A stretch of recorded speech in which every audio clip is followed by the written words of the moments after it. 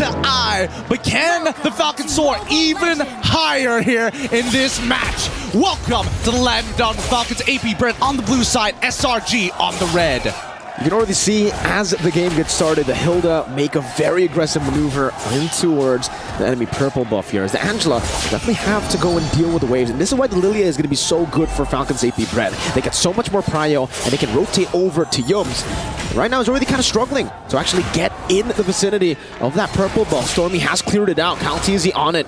He'll be forced to maybe use the Retribution at this point because Yums, he is there trying to screen it out. Kaltizi bringing it into the bush. Retribution is going to be used. Yes, it does. Yums, successful invade. Yep, really nicely done, but this means that he might just be going down here to Kyle, right? He is using Warcry. Okay. Flickers out. Yums now doing some damage back. Now with the help of Few, this should be first blood over to Kyle Teasy. Look at the tempo, though, on the bottom side. After the EXP has been pushed out, they're getting Julian involved to start stealing away 1 or 2 camps here. So at least for Sakai's, despite Kyle Teasy getting 1 kill, he is a level ahead. The gold for XP trade. I don't know how that's going to actually help SRG later on, but seriously, if Skies is able to steal a Lord with 2 levels down, I can only imagine if he's the one ahead that he'll not miss a single retry. Well, we'll see whether Kyle actually still has his retry, considering how much pressure is being applied to him right now by Yums, right? We're expecting Yums to get even more aggressive after the 2-minute mark because then he's not going to get punished as heavily once he's invading those jungles. But take a look at this, right? They're setting up a potential counterattack here down on the bottom side, but SRG sense it. Again, for Kyle, it's really tough for him to actually maneuver around because if he gets poked down, it's very tough for a Ling up against this kind of composition already. The Julian is actually a great pick against the Ling, so now that if he ever gets chunked before he enters, he's going to be punished even more, and SRG know it. That's why they're not in any rush to go for a neutral objective. And especially since guys, especially with the chains, right? In combination with Yums trying to disrupt Kyle Teasy to maybe get a delayed hold on. He's taking a bit of damage here. He's still got Black Shoes, so he technically should be fine, but now Cram involved. Again, jumping into the midst of it all, has the help. The hard guard pops into Vengeance, jumps to the back line again, dealing damage onto Kyle Teasy, forcing him back.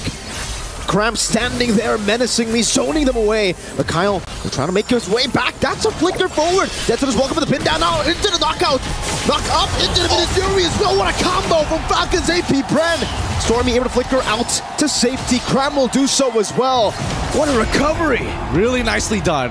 Very nicely done. The weird part is that we did see Cram spot out the Ling on the mid wall when it all occurred, right? For all intents and purposes, Molten Size, he could definitely throw it at him, try to push him off that, try and honestly push him off of that wall, maybe even get Yums to help out with that as well, but instead they start peeling backwards and they completely forget that Flap has the flicker.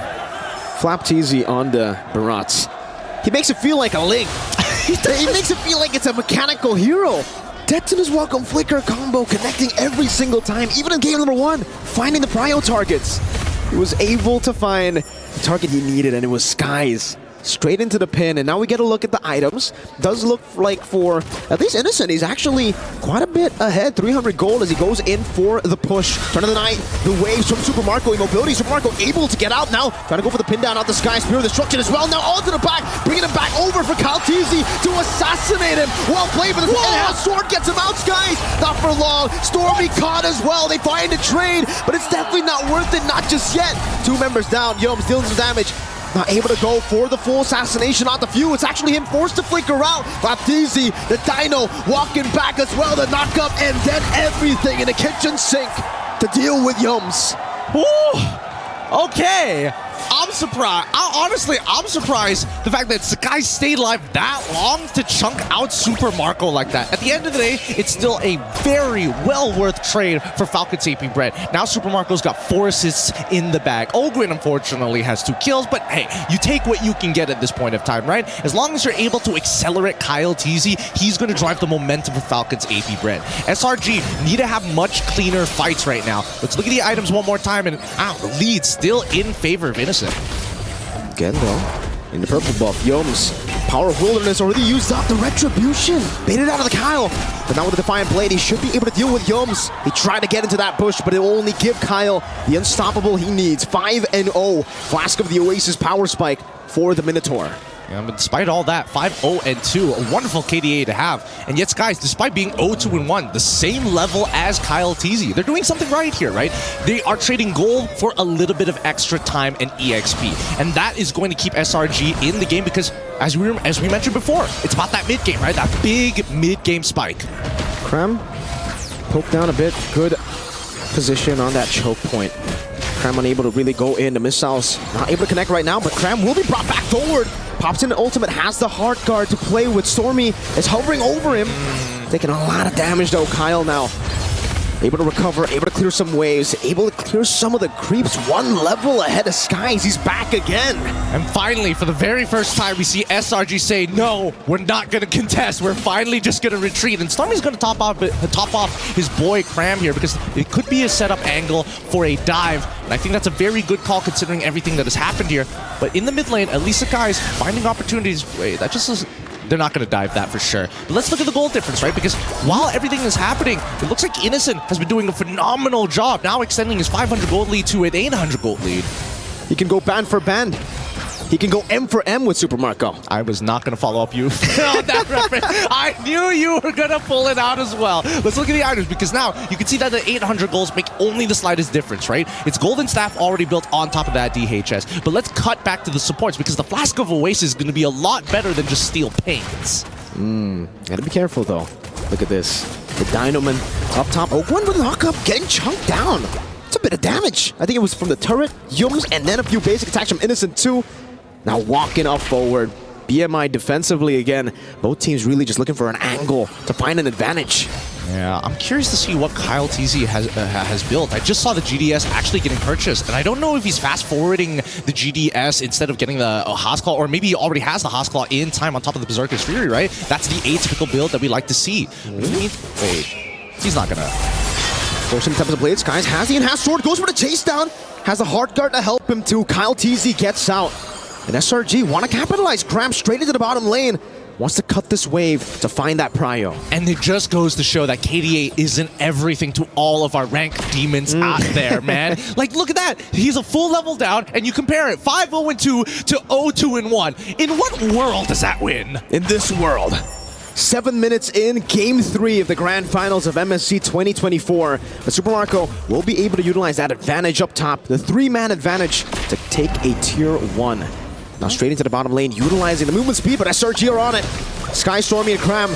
Look at maneuvers coming in from Falcons Ap.Bren, trying to recover the space. Need to be chunked by Yums. Forced to flick around, actually. Super Marco with the Abyss Walker, also with the Spirit of Misery, trying to really go for the poke onto Innocent as Kyle Teasy holds on, and no purple buff on him. Flap Teasy, in the midst of it all, caught in the poke. So much poke praise on him, still able to flicker death to this Welcome, finding Skies again, and this time it's going to be Skies, dealing some damage back again. Ogun with a mock-up, Kyle Teasy with a blaze, still able to survive. Cram with a vengeance, Yums in the back, it's Skies getting soloed. Ogwin will fall as well to Innocent. A trade for now. The Falcons Ap.Bren, they secure all 3 neutral objectives. I mean, at this point, I bet even the audience is tired of like, how does only 2 people die? Despite everything that has happened, these battle spells, these flickers especially are proving extremely valuable. I would have imagined at the very minimum that maybe few probably needed to purify or something, but even Flat Teasy, wow, that was just, man, how does he get away with this? I can't believe he's done it. Well, at this point, I don't even know how many times he's done it, but the fact that he keeps getting Skies, and in Game 1 he kept getting Innocent. Barat's the death to his welcome. Usually we see the death to his welcome miss, especially when it's combo with the flicker. This guy still gets it every single time. Man's got aimbots somehow. It's inbuilt to his fingers somehow. I don't know. There's no explanation for it. There is an explanation. Good. What is the explanation? Toby Maguire got bit by a spider. Flap Teasy got bit by a goat. This guy is just, he's too good. But at the same time, right, SRG continue to try and keep it even with Falcons Ap.Bren. Yes, it is a 3K differential between the 2 teams, but we've seen time and time again that SRG have made miracles happen, and Falcons Ap.Bren are now taking a much slower approach to SRG than they have before. They're not just throwing people at the wall and hoping that it sticks. Here, though, you can see Yom's trying to screen out Skies, able to clear out the mini wave in the bottom lane, and again, for Selangor Red Giants, they have a really good way to actually minimize their losses, right? Every single time they're actually behind, when they don't have tempo around the map, they're still able to catch every single wave, while also denying any pickoff from happening, which is very, very impressive up against a team like Falcons Ap.Bren.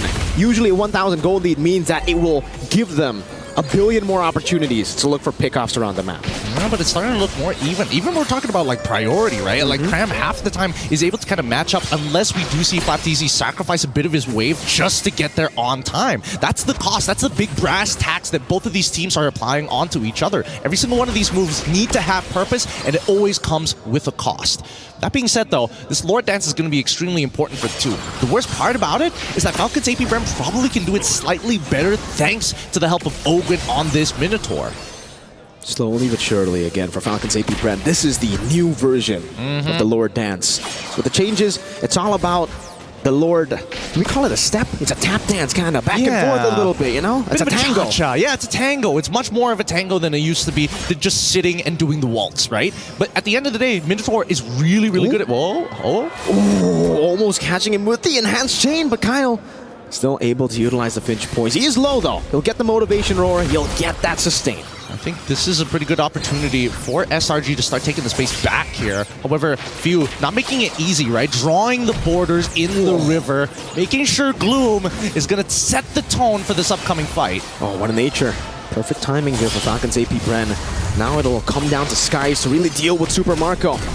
Yums in the front, trying to deal some damage on the Flapteasy. Will be able to do so as Cram walks up forward as well. Jumps into the midst of it all, still able to pop the ultimate. Now Innocent deals some damage, jumps in the midst of it all again. Jumping forward, Super Marco. What a nature, but Skies goes in for the assassination, still able to find a Spear of Misery. Depton is welcome in the pin down, but now the winner Cram from Skies. He tries to stay alive, but Kyle Teasy is an absolute monster. With 5-3 so far, Kyle, he's not going to die here, but look, 12-2, and SRG finally making a big mistake here. As we look at the replay, this looks like a good idea that even Yum's flickering forward to try and disrupt the backline, especially since Super Marco honestly was in a pretty dangerous position. Now they're in their base. Can they close it? Stormy trying his best to actually evade from it. The Cannon Minion not in range just yet, Cram. He did what he needed to. He stopped the minion from getting into the range. But still, it's another 2 members down. At this point, like you mentioned before, Wind of Nature came at a very convenient time for Super Marco. Without that, he probably would have died to Sakai's or wouldn't have enough health to actually survive from him. Luckily, he still played it as best as he... Oh, God. Yum's pinned down, flicker forward, and has sword from Sky, Spear of Destruction! Super Marco with a chase forward to find a double! A statement piece by Falcons Ap.Bren with a double kill from Super Marco. But they gotta breathe for a moment. These chain deaths from SRG is supercharging Falcons Ap.Bren as they're pushing the momentum to the crystal. The base wide open, Super Marco will deal with him, but he'll go for Cram just first. Super Marco taking a hold of his out with the vengeance! And the taunt shot takes him down. Cram against the world, now it's Stormy against the world. He'll still be able to survive. You chasing him down, it's a mistake! Falcons Ap.Bren, they still have a Lord to play with. Innocent in 4, Sakai's already back alive. Falcons Ap.Bren, did they mistime this, unfortunately? They did. They recover. Let's breathe for a moment here because we know that this whopping score might just mean nothing in just a little bit. So far, gold differential, a full 7k ahead. When we look at the items, the Winter Crowns have already been purchased since earlier, but now even more people have it with more invulnerability frames to work with. At this point, the question really is, SRG, how are you going to make this miracle happen again? Can somebody deal with this Daytona's welcome from Flapteasy? And more importantly, Few, now that he has the Ice Queen's wand, it's very dangerous to walk up. I think it's all about Skies with the enhanced scythe. If he really wants to deal with Death in his welcome, it's all about him evading and then trying to melt Flapteasy down. Look at Yums going in onto Few with the Power Wilderness. Cram as well forcing the Black Shoe. Skies right there, goes in for some damage with Lazy Dude. Few still able to escape, but Yums chases him down. Skies win a crown in the midst of it all. As Owen gets isolated, Skies will too. Flapteasy, Death is welcome, now into the mist, pinning him down straight for Super Marco again! The Spear of Destruction, whiffing this time, Stormy able to survive. The same 2 members, Cram and Stormy. Can they do it again? This time, dodging away from the missiles, able to go for the clear onto the waves, no Lord to play with. Have they survived again? I think it's fine for SRG. It's going to be hard to close it out at this point in time with 3 members still alive, right? But they trade 2 for 2, and I think at the end of the day, it should be good enough. Oh, no. Hard guard and the ultimate now turning things around, forcing to win a crown from Faptizi. Is going to be melted down, but so is Cram. Super Marco with the help of Kyle TZ picks up a double. The mini wave's still there. They're going to go for it, and they will secure game number 3.